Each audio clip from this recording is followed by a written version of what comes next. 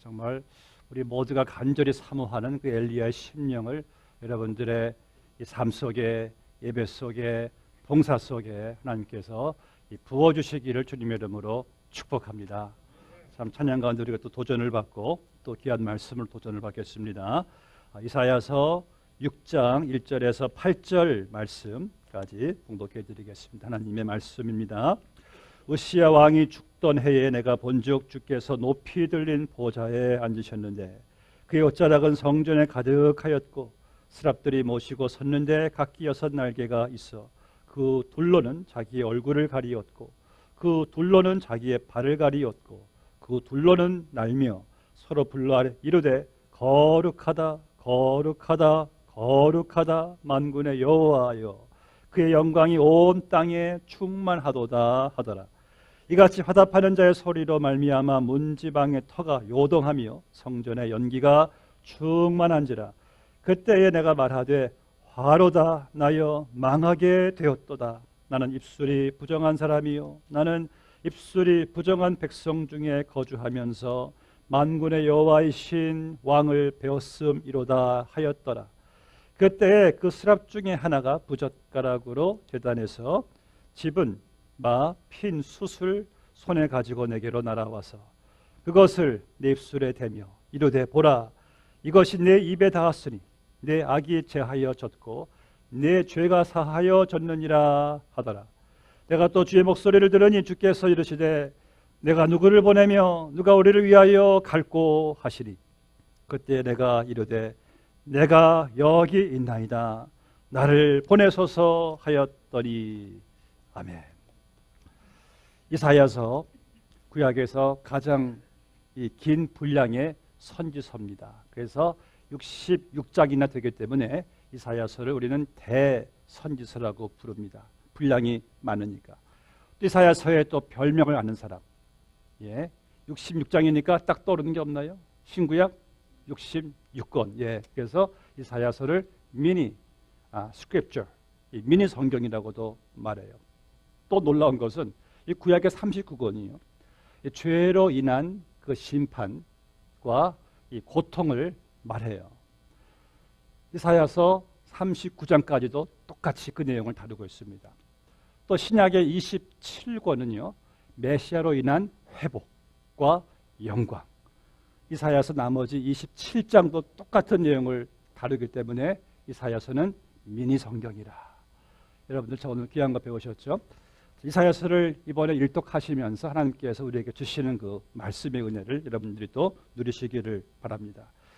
자, 이사야는 주전 700년경에 선지자로 활동했던 사람인데 하나님께서 그 이사야를 오늘 부르셨어요. 선지자로. 선지자는 뭐 하는 사람이에요? 하나님 말씀을 받아서 죄로 인해 하나님을 떠나갔던 자들에게 가서 어떻게 해서라도 그들을 하나님에게로 돌아오게 하는 말씀 전하는 역할을 선지자가 감당했어요. 그런데 이사야가 이제 오늘 본 말씀에서 그 선지자로 부름을 받습니다. 부름을 받고 이제 사명을 감당하게 되는 그 내용이 우리에게 주시는 본문 말씀에 아주 놀라운 교훈이 있다는 사실을 봅니다. 1절 말씀을 보실까요? 우시야 왕이 죽던 해에 내가 본즉 주께서 높이 들린 보좌에 앉으셨는데, 아까 여러분들 우리 찬양 항상 시작할 때 기억나시죠? 왕이신 그리스도께서 오셔서 좌정하사 다스리옵소서. 자, 우시야 왕이 죽던 해에 높이 들린 보좌에 주께서 앉으셨다라고 말씀하고 있습니다.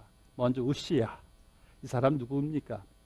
이스라엘은 두 동강이로 그때 갈라져 있었어요. 북왕국 이스라엘, 남왕국 유다. 우시야는 남왕국 유다의 왕이었습니다. 이 우시야 때 국가적인 위상을 이 왕이 많이 올렸어요. 또 그로 인해서 그의 정치가 참 탁월해가지고 이 국내적으로 경제가 많은 부흥성장을 가지고 왔었습니다. 아주 그러니까 이 남왕국 유다가 아주 풍성하게 잘 됐을 때였어요. 근데 이 우시야 왕이 하나님께서 도우신 은혜를 망각하고 교만해져가지고 하나님께서 그에게 나병, 소위 문둥병을 그에게 허락하셔가지고 아주 비참하게 죽음을 맞이합니다. 우시야 왕의 이제 막이 내려지는 그러한 상황인 것이에요. 자, 이러할 때 백성들은 큰 절망과 두려움 속에 그들이 갇혀 있었어요. 이제 우리나라의 미래에 대한 그 불안정감, 우리나라는 이제 어떻게 될 것인가? 우시야 왕이 죽었으니 누가 이제 우리를 다스릴 것인가? 이러한 그 두려움과 이 근심, 그 정말 불안감 속에 있었을 때에 1절 말씀 보니까 하나님께서 보여주시는 그 놀라운 그 사건이 우시야 왕으로 그의 죽음으로 끝나지 않는다.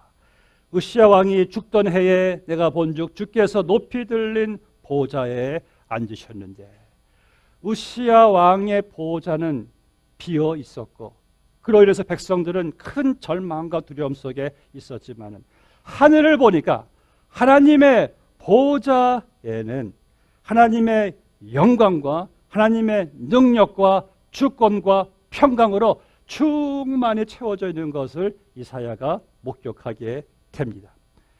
땅에는요 혼돈과 그냥 불안감과 그냥 두려움과 근심, 절망인데 하늘에는 완전한 평화와 승리가 있는 것을 이사야가 보게 된 것이에요. 그래서 하나님께서 이사야에게 보여주신 것은 진정한 왕은 인간 우시야가 아니다.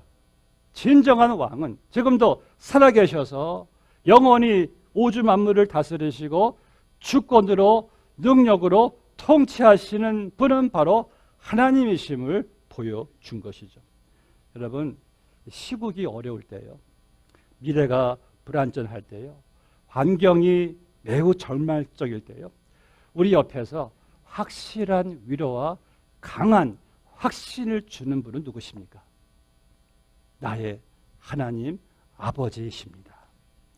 그래서 하나님의 자녀된 여러분들은요, 본문의 1절 말씀대로 우리는 날마다 하늘에 높이 들린 보좌에 앉으신 하나님을 여러분들이 바라보셔야 됩니다. 왜냐하면 역사는, 나의 미래는, 나의 가정은, 나의 건강은, 나의 생명은 저 보좌 위에 앉아 계신 하나님의 인도하심을 받기 때문입니다. 세상을 바라보면요, 왜 이렇게 절망이 보이는지 몰라요. 신문을 매일 볼 때마다 온갖 절망뿐이에요. 그런데 하늘을 바라보니까 소망이 보입니다. 세상을 바라보면요, 죽음만 보여요. 죽을 일들만 쌓여 있어요. 그런데 하늘에 앉아 계신 하나님의 보좌를 바라보면요, 생명이 보입니다. 이 땅을 바라보면요, 항상 끝만 보여요. 여기까지가 끝인가? 저기까지가 끝인가? 끝은 언제 올 것인가? 그런데 하늘에 높이 들린 보좌 위에 앉아 계신 주님을 바라보니까 끝이 열리는 것이 보입니다. 세상을 바라보면요, 근심과 두려움이 보이나 하늘 보좌 위에 앉아 계신 주를 바라보니까 위로와 평안이 보입니다. 세상을 바라보면요, 혼돈과 무질서만 보여요. 왜 이렇게 세상이 무질서한지 몰라요. 그런데 하늘을 바라보니까 완전한 질서와 하나님의 계획이 보입니다. 그래서 하나님의 자녀들은요, 우시야가 죽던 해에 내가 볼 때 이것이 절망이구나, 근심과 두려움일 때에 우리는 하나님을, 하늘을 바라봅니다. 그래서 골로새서 3장 1절 말씀 보니까 그러므로 너희가 위의 것을 찾으라. 거기는 그리스도께서 하나님 우편에 앉아 계시느니라. 우리의 생각과 우리의 이 초점은 하늘에 가 있을 때 우리는 하늘에 산 소망과 위로와 평강과 능력을 가지고 살아갑니다. 또 오늘 말씀 보니까요, 이 높이 들린 보좌에서 바로 그곳에서 이사야가 부름을 받습니다. 하나님이 이사야를 거기서 부르신 거예요. 선지자로 부르신 거예요. 그런데 여러분, 놀라운 사건은요, 히브리서 3장 1절 말씀 보니까 하나님께서 우리도 그 똑같은 하늘 보좌 위에서 우리를 부르셨대요. 그러므로 함께 하늘의 부르심을 입은 거룩한 형제들아, 이사야와 함께 부르심을 받은 여러분들 거룩한 형제들아, 우리가 이사야와 함께 바울과 함께 하늘 보좌 위에서 부름을 받았네요. 전에 제가 알던 장로님이 집에 초대하셨는데 저는 세상에 그렇게 큰 액자 사진은 처음 봤습니다. 이분이 클린턴 대통령 뇌회가 백악관에 초대해가지고 거기 가서 그 뇌회분 그 사진을 찍어가지고 저 스크린만 하면은 그 리빙룸이 꽉 차는 큰 액자에 본인 뇌회와 클린턴 뇌회 사진을 딱 찍었어요. 이 가문의 영광이죠. 일평생 자랑할 수 있는 그러한 영광인데, 그런데 그 백악관의 부름보다도 온 우주 만물을 통치하시는 높이 들린 보좌에서 내가 저 엘리야와 함께, 내가 저 이사야와 함께 부름을 받았다는 이 놀라운 사실이 얼마나 저에게 이 자존감과 셀프-에스템을 얼마나 높여주는지 몰라요. 야, 내가 하늘에서 부름을 받은 존재구나. 얼마나 우리란 존재가 정말 이 거룩한 부르심이 얼마나 위대한지 몰라요. 그래서 우리의 삶은 그 거룩한 부르심에 합당한 감사의, 헌신의, 성실의, 거룩의 삶을 살 수밖에 없는 것이 내가 하늘에 높이 들린 보좌에서 부름을 받았기 때문에. 여러분 이거 아십니까? 여러분들이 지금 예배드리고 있는 이 시간, 이 장소에 예배를 받으시는 분이 오늘 동일하게 본문에 기록되어 있던 높이 들린 하늘 보좌에 앉아 계신 하나님이란 사실이에요. 이 자리가 그런 자리였는가? 놀라시니까 말도 안 나오죠. 네. 이 자리가 보통 자리입니까? 그래서 여러분들 이러한 하나님의 은혜 보좌 앞에 나와서 예배 드린다는 사실을 아는 사람과 그 사실을 모르고 그냥 예배만 참석하는 사람에게는 큰 차이가 있습니다. 여러분 보세요. 예배를 드리는 것하고요, 예배를 참석하는 것은 차이가 있습니다. 예배를 드리는, 하나님의 은혜 보좌 앞에 나가서 예배를 드린다는 사실을 알고 있는 사람들은 벌써 마음의 준비와 태도가 달라요. 내가 왕이신 주의 보좌 앞에 나아가 예배를 드린다는 사실을 안다면은, 아까 그 장로님은 6개월을 준비를 하신다고 하는데 클린턴을 보기 위해서 우린 적어도 토요일 날 저녁은 준비할 수가 있죠. 내일 내가 주의 존전에 나가서 예배를 드리는데 내가 더 잠을 일찍 자가지고 좀 맑은 정신으로 가서 예배를 드려야지. 이런 마음이 없는 게 여러분들 이상한 일이 아니겠습니까? 여러분 제가 보니까요, 우리 교회에서 항상 주보에 보시면은 교회 예배 시간 전에 5분 전, 10분 전에 오세요라고 부탁을 드리는 것도 제 경험으로 보니까요, 예배 시간 늦게 오고 또 우리가 좀 다급한 마음으로 올 때는요, 그때는 예배를 드리기보다는 그저 참석했던 경험이 더 많이 있습니다. 그래서 예배의 이 중요성은요, 예배를 내가 어떻게 준비하는가. 클린턴 뇌회를 만나러 가는 사람들이 10분도 늦을 수가 없듯이 만군의 여호와 하나님을 만나러 가는 사람들이 어찌 여러분들 우리가 준비 안 할 수가 없다는 말씀이죠. 오늘 본 말씀에 보니까 하나님께서 이사야의 영안을 활짝 열어주시니까 이사야가 생전 보지 못한 천상의 광경을 보게 됩니다. 그래서 이사야가요, 깜짝 놀라는 거예요. 입이 쫙 벌어지고 그 천상의 세계를 여기서 말씀 보니까 인간의 말로 표현은 했지만은 다 표현을 못하죠. 그래서 인간의 말로 표현을 하는 거예요. 너무나 놀라운 그 천상의 광경을 이사야가 보았을 때 무릎을 꿇고 경배하지 않을 수 없었던 그 경험을 보게 됩니다. 여러분 만약 주님께서 오늘 여러분들에게 아니면 지금 다른 교회 분들에게 우리 영안을 열어주셔가지고 지금 우리들이 예배드리고 있는 예배 대상 하나님의 그 보좌 앞에 천상의 광경을 딱 보여주신다면은 어떻게 됐을까? 여러분들 뒤로 다 넘어질 겁니다. 오 주여, 이게 무엇입니까? 그 가운데 누가 스마트폰을 들여다보겠으며 누가 그 가운데 졸겠으며 딴 생각하는 사람이 어디 있겠습니까? 이게 뭡니까 주여 하면서 하나님께 정말 무릎 꿇고 벌벌 떨면서 초긴장 가운데 예배드리지 않을 사람이 어디 있겠습니까? 하나님께서 그 광경을 보여주신다면, 가끔 이런 말을 이제 하는 경우가 있어요. 제가 오늘 말씀을 보면은 이제 하나님께 예배를 드릴 때 2절 말씀 보니까 이제 이사야가 이제 하나님의 그 높이 들린 보좌 위에 앉아 계신 모습을 보면서 거기서 보니까 가장 하나님을 가까이서 모시는 스랍들, 이들은 천사들이에요.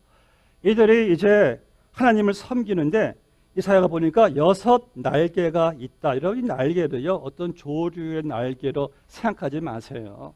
이것은 이사야가 어떤 광경을 보았는데 처음 보는 거니까, 천상의 세계니까 어떻게 표현할 수 없다는 것을 표현한 것이 날개인데, 그럼 뭐 새털 날개 생각하시면 안 됩니다. 아무튼 이것은 이사야가 보았을 때 그 날개들이 있는데 6 날개가 있는데 2 날개로는 자기의 얼굴을 가리고 또 2 날개로는 자기의 발을 가리고 2 날개로 천사들이 나르는 것을 보게 됩니다.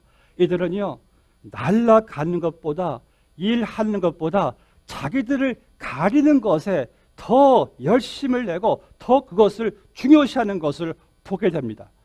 아니, 하나님을 가장 가까이 모시는 천사들이면은 얼마나 그들이 거룩하고 죄도 없고 힘이 있는 자들이겠어요. 근데 그들마저도 하나님의 절대적인 거룩함 앞에서 자기들을 가리느라 급급하고 거룩하다, 거룩하다, 거룩하다 하고 이들이 외치는 것을 보게 됩니다. 이 2 얼굴을 가린 것은 천사들의 겸손을 말하는 것이죠. 또 2 발을 가리는 것도 당시 이사야 때 고대 왕들 앞에 신하들이 나갈 때는요, 그 왕의 존전 앞에서 자기들의 겸손을 발을 가리는 것으로 이렇게 이 공개적으로 표시를 했습니다. 그러니까 이 하나님 앞에서 그들의 겸손을 여기서 보여주고 있는 것이죠. 여러분들, 하나님의 존전에서는요, 아무리 힘이 있고 아무리 깨끗하고 힘이 있는 천사라 그 누구라 할지라도 항상 무조건 오직 겸손해야 합니다. 이번 8월 18일 날 선교 모금 골프 대회가 있죠. 제가 좋은 팁 하나 알려드릴까요? 골프 잘 치시는 방법. 스윙을 잘 하시려면요, 힘을 빼고 고개를 치켜들지만 않아도 골프 스윙의 반은 성공한 셈입니다. 저는 골프를 못 쳐봤지만은 힘을 빼고 고개를 치켜들지 말래요. 마찬가지로 우리 인간이 성경 좀 안다고, 기도 좀 한다고, 봉사 좀 한다고, 교회 좀 오래 다녔다고요, 하나님 앞에서, 사람들 앞에서 우리가 절대 교만할 수가 없는 것이죠. 늘 본문의 천사들처럼 얼굴을 가리는, 발을 가리는 겸손한 마음으로 주님과 교회를 우리가 섬겨야 하는 것입니다. 그리고 하나님 앞에서 이들이 또 2 날개로 날아가는데요, 자기 멋대로 파리처럼 막 앵앵 왔다 날아가는 것이 아니라 에스겔서를 보니까 항상 하나님께서 말씀하시는 곳으로 이들이 직선적으로 곡선으로 항상 날아다니는 것을 볼 때 천사들은 어디 주의 말씀만 떨어지면 그냥 말씀대로 명령대로 순종하는 것이 천사들이 하는 일이었습니다. 그래서 주의 모든 봉사자들은요, 2 가지입니다. 항상 하나님 앞에, 교우들 앞에 겸손히, 그리고 주의 말씀이라면은 순종하는 것. 이것이 바로 천사들이 주는 교훈입니다. 이제 본문 말씀에 이 거룩한 광경을 인간이며 죄인이 이사야가 보았을 때 어떻게 되었습니까? 본문의 4절을 볼까요? 천사들이 막 그냥 화답하며 그 목소리가 얼마나 그냥 웅장한지 문지방의 터가 막 요동하고 성전이 막 연기라는 것은 하나님의 임재예요. 연기가, 거룩함이, 임재가 막 충만하니까 이사야가 5절 말씀에서 말하기를 화로다, 나는 망하게 되었도다. 그러면서 나는 입술이 부정한 사람이요, 나는 입술이 부정한 백성 중에 거주하면서 만군의 여호와이신 왕을 배웠음이로다. 이 죄인인 이사야가요, 절대적으로 거룩하신 하나님의 존전에서 자기의 죄가 막 드러나니까 나는 이제 죽었다, 나는 이제 망했다, 그런 고백을 할 수밖에 없는 거죠. 여러분, 죄인인 인간이요, 하나님을 제대로 보고 나서 화를 받지 않을 자, 망하지 않을 자가 어디 있겠습니까? 그분의 거룩함 앞에서 내 죄가, 이게 여러분 어떻게 이것이 이게 어떻게 이게 만남이 이게 가능하겠습니까? 가끔 이런 말을 하는 안 믿는 분들이 있어요. 하나님이 내가 하나님이다 그거 보여주시면 자기는 당장 믿겠대요. 정말 어리석고 이 사람이 무서운 말을 하는 거예요. 여러분, 태양이요, 우리 인간에게 1m만 다가와도 우리는 다 타 죽어요. 우리가 태양을요 5분만 쭉 바라보아도 우리 눈은 멉니다.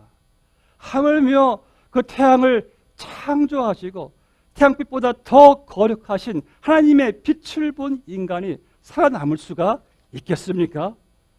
미국의 한 프로골퍼가요, 빌리 그레엄 목사님과 헨리 포드 대통령과 라운딩을 했는데, 라운딩 다 끝난 다음에 이 프로골퍼가 친구들한테 이렇게 말하는 거예요. 나 그날 완전히 그냥 죽는 줄 알았어. 나는 골프 치면서 욕을 계속 뱉어대야지만 골프를 치는 사람인데, 이거 빌리 그레엄 목사님 옆에 있으니까 욕을 하지도 못하고 그냥 답답하게 그냥 힘들게 괴롭게 골프를 치고 왔다는 거예요.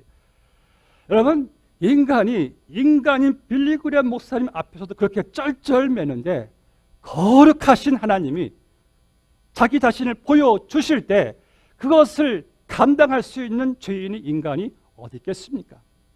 저는 그래서 이사야의 말대로 화로다 나여 망하게 되었도다 밖에 말할 수가 없는 거지요.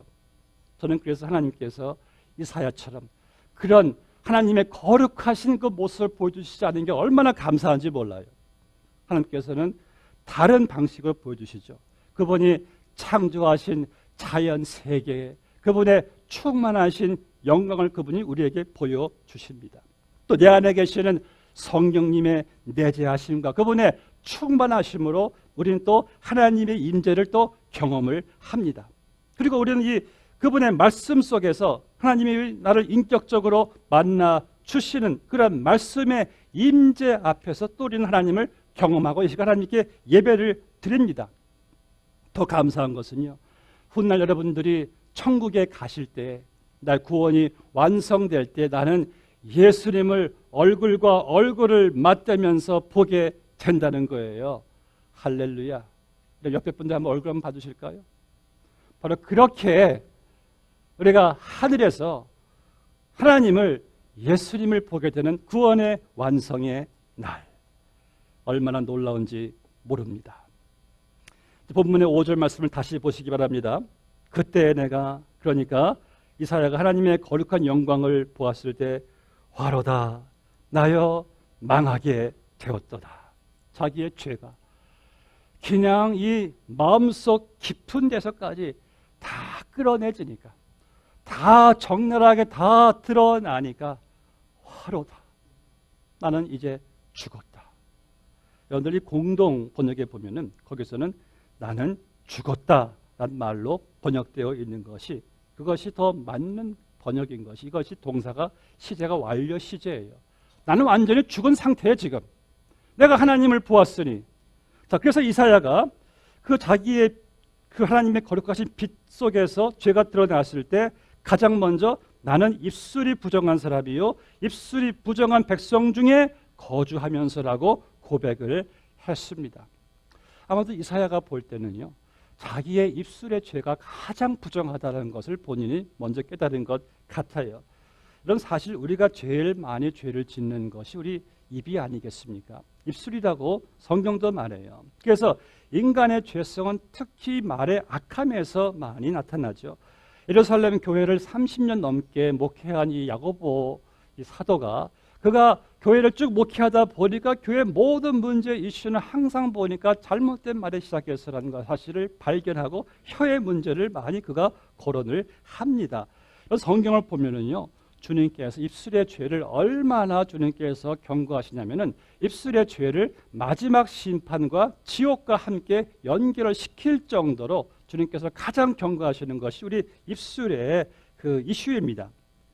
그래서 여러분들이 하나님께서 다 듣고 계시는 가운데 우리가 교회와 형제와 식구들, 사람들을 비난하는 죄, 거짓말하는 죄, 남의 말을 하는 죄 등등이 이게 얼마나 하나님 앞에서 무서운 죄인지 두려운 일인지 몰라요. 본문의 이제 5절 하반절 말씀 보니까 입술이 부정한 백성 중에 거주하는 죄를 말씀하고 있는데, 그러니까 성경은요, 내가 입술이 부정한 사람들 속에 있어서 그것을 즐기는 것도 죄라고 말씀하고 있네요. 여러분, 교회가 어떤 것입니까?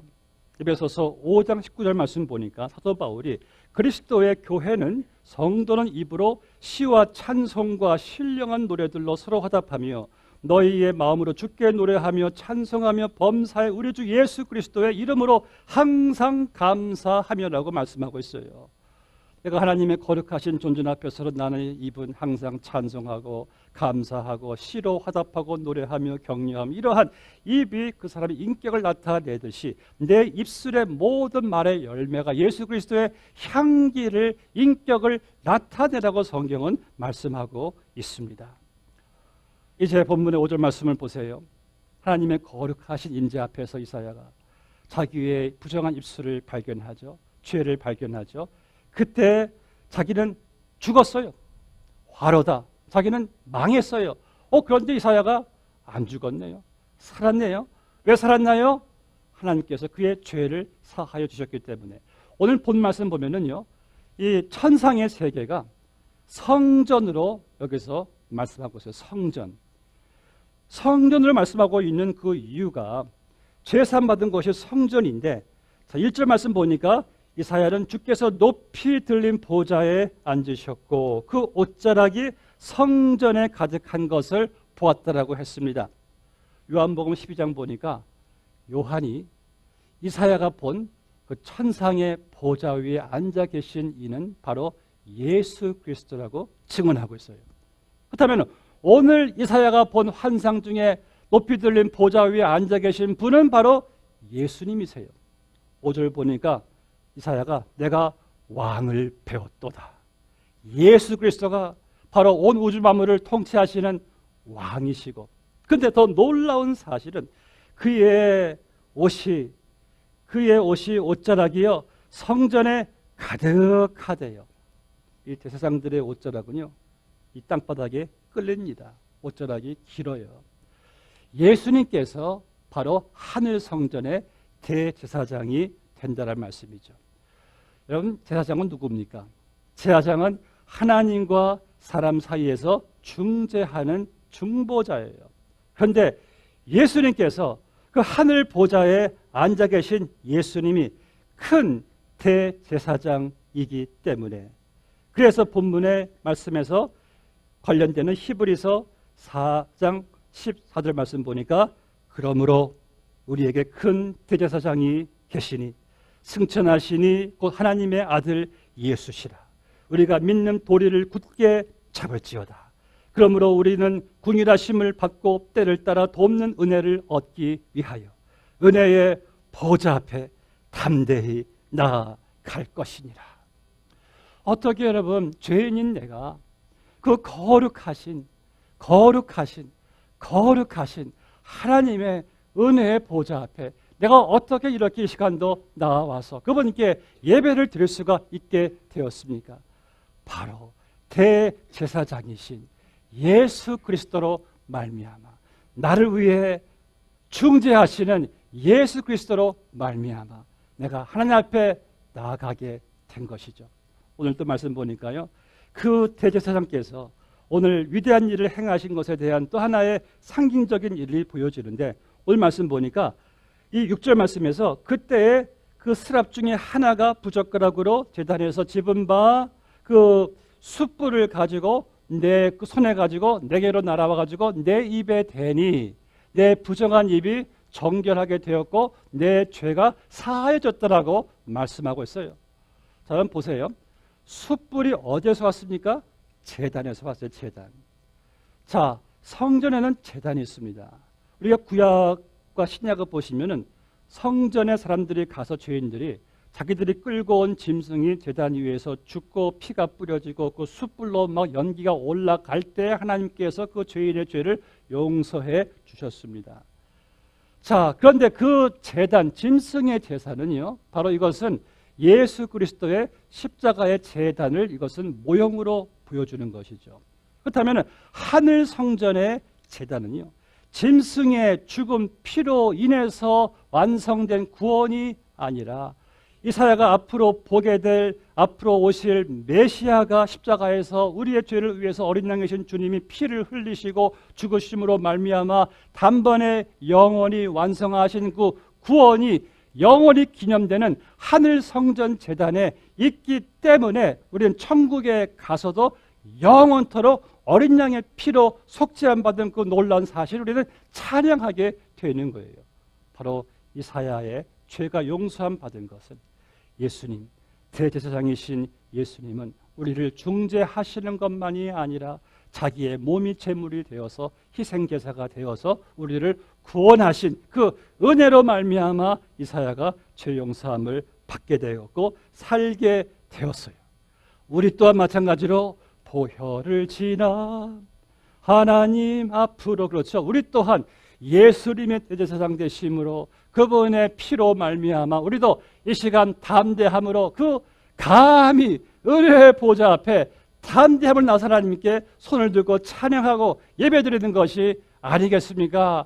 이럴 때는 우리 같이 한번 아멘 해주시기 바랍니다. 이럴 때 아멘 하셔야죠. 얼마나 놀라운 은혜입니까? 이제 이 은혜로 제단에서 드려진 희생으로 죄사함 받은 이사야에게 하나님의 음성이 들려집니다. 자, 보세요. 하나님께서 이사야를 불러주셨고 죄사함 받게 해주시고 그 다음에 하나님께서 이사야를 부르신 이유를 말씀하세요. 8절 말씀 보니까 내가 또 주의 목소리를 들으니 주께서 이르시되 내가 누구를 위하여 누구를 보내며 누가 우리를 위하여 갈꼬. 그때 내가 이르되 내가 여기 있나이다. 나를 보내소서. 지금 하나님께서는 당신에게 반역한 이 유다 백성들에게 이사야를 보내서 거기 가서 네가 선지자라의 사역을 감당하라고, 누가 이 일을 위해서 갈꼬 라고 할 때 이사야가 자원하고 있는 것을 보게 되죠. 여러분 8절 말씀을 보면은 내가 누구를 보내며 누가 우리를 위하여 갈꼬라고 물으셨을 때 이사야가 곧바로 내가 이르되 라고 이렇게 말하고 있는데, 이것은 여러분들 히브리 원문을 보시면은요, 이사야가 하나님께서 그 말씀이 떨어지자마자 곧바로 주님이 I'm here, 내가 여기 있나이다, 곧바로 그냥 튀어나오는 동사입니다. 어디 주위를 돌보면서 누가 좀 갈 사람 없을까? 마지못해 가는 것이 아니라 그냥 내가 여기 있나이다 하고 그냥 외치는 그런 소리예요. 또 오늘 말씀 보니까요, 내가 이르되 다음에 내가 여기 있나이다라는 말을 보다 더 원문을 번역을 더 살린다면은 이렇게 말하는 거예요. 주님, 나를 보세요. 나를 보세요. 나 지금 여기 있으니까 제발 나를 좀 보세요. 라고 지금 이사야가 지금 간곡히 지금 외치고 있어요. 그리고 자기를 보내달라는 말은 제발 나를 좀 보내주세요 하는 이사야의 이 간청을 보게 됩니다. 이사야는 알고 있어요. 그 백성들에게 가서 말씀 전한다는 것은 사지로 들어가는 거예요. 죽으러 가는 거예요. 그런데 그는 하나님 나를 보내주세요.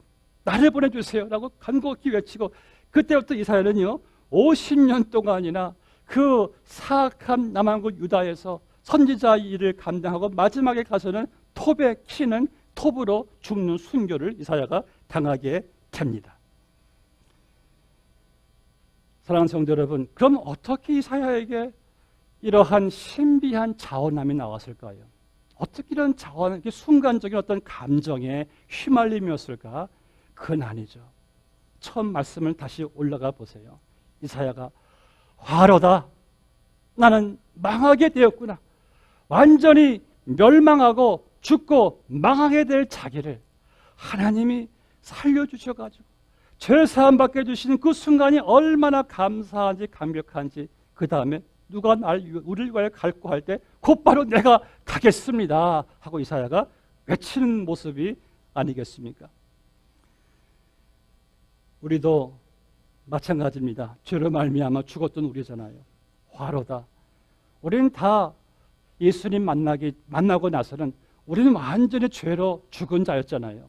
그런데 예수님께서 날 위해 피 흘려 죽으시고 나의 모든 죄를 사하여 주시고 하나님의 자녀가 되게 하시고 지금 나를 이렇게 의롭게 하셔가지고 주의 은혜 보좌 앞에 나와 예배드리게 하시니, 이것이 여러분 사실이라면 우리에게 어찌 자원하는 마음이, 감격, 기쁨, 열망이 어찌 없을 수가 있겠습니까?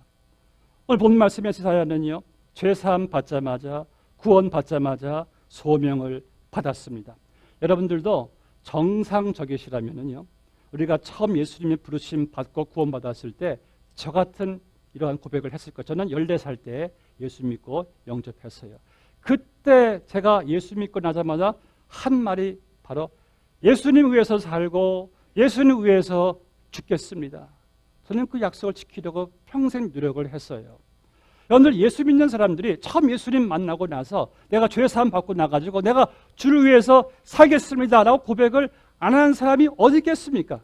죄 사함 받은 감격이 너무 크니까 그런 고백이 나올 수밖에 없는 것이죠. 예수님 만나면 그런 일이 벌어져요. 혹시 여러분들 그때 첫사랑이 식어지지는 않은지요? 그래서 오늘도 하나님께서 여러분들에게 똑같이 부르십니다. 누가 우리를 위하여 갈고 내가 누구를 보내며. 이 음성은요 거의 매 주일마다 들려집니다. 여러분들, 이제 이 설교 말씀 끝나고 제가 설교하면서 또 교회 광고 시간 때 매번 여러분들에게 광고한 내용이 있죠. 뭐 예를 들어서 오늘 함께 텐트 쳐주실 분들을 찾습니다. 금요 찬양 예배에 함께 오셔서 함께 찬양하고 함께 기도하고 말씀 들을 분들을 찾습니다. 매주 토요일 날, 매달 첫째 주 토요일, 마지막 주 토요일 날에 저 윌슨파크에 가서 생수병 나눠주면서 전도할 사람을 찾습니다. 이런 걸 찾는 것이 왜 찾겠습니까? 주님이 피로 값주시고 세우신 그 교회를 위해서, 주를 위해서 누가 우리를 위하여 갈고 내가 누구를 보내겠는가? 주님께서는 여러분들에게 뭐 크고 거창한 일 하라고 우리를 보내시는 것이 아니에요. 당신의 피로 값주시고 사신 교회, 그 피로 죄사함 받은 성도들이 교회에 비록 작은 일이라 할지라도 누가 시켜서가 아니고 억지로도 아니고 오직 자원함으로 주여 내가 여기 있나이다 나를 보내소서라는 헌신하는 분들을 주님께서 오늘도 찾으십니다.